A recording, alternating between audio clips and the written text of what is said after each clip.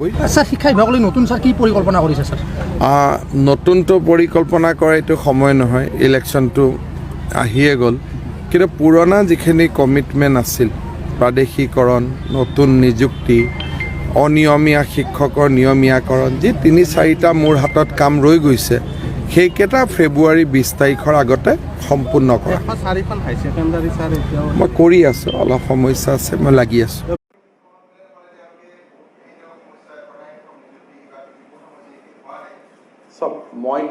মইতো মেজিচিয়ান নহয় যে গোটেই সমস্যা সমাধান কৰিব পাৰিম। শিক্ষকসকলে বহুত সমস্যাটো তেওঁলোকৰ এছ'চিয়েশ্যনৰ লগত সমস্যা কি যে তেওঁলোকৰ সভাপতি সম্পাদকে আকৌ এবাৰ জিকিবৰ কাৰণে সমস্যা কিছুমানটো বনাই থাকে নহয়।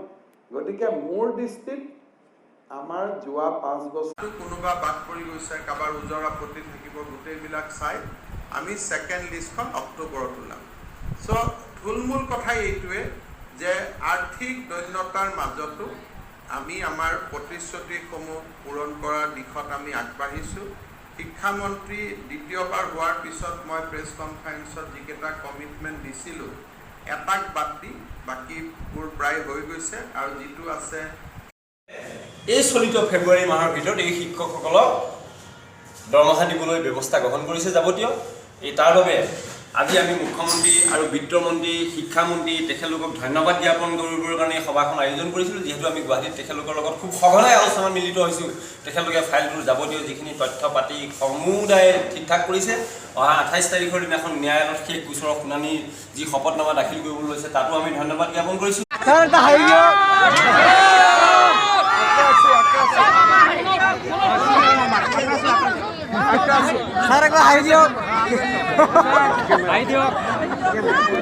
টিচাৰ এসোসিয়েশন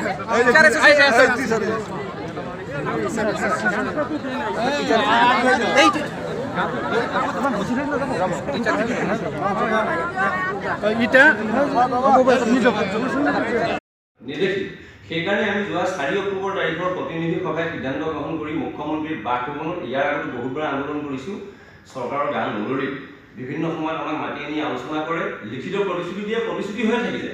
সেইকাৰণে এইবাৰ ভাবিছোঁ একেবাৰে শেষ যুদ্ধখন হ'ব। মুখ্যমন্ত্ৰীৰ মুখ্য প্ৰৱেশদ্বাৰৰ ব্ৰহ্মপুত্ৰ অতিথিখনত যেতিয়া আমি প্ৰৱেশ কৰিম, আমি যেতিয়া তাত মানে গণতান্ত্ৰিক প্ৰক্ৰিয়াৰ আমাৰ অধিকাৰ সাব্যস্ত কৰিবলৈ আমি আন্দোলনত বহিম, এই মুহূৰ্তত মুখ্যমন্ত্ৰী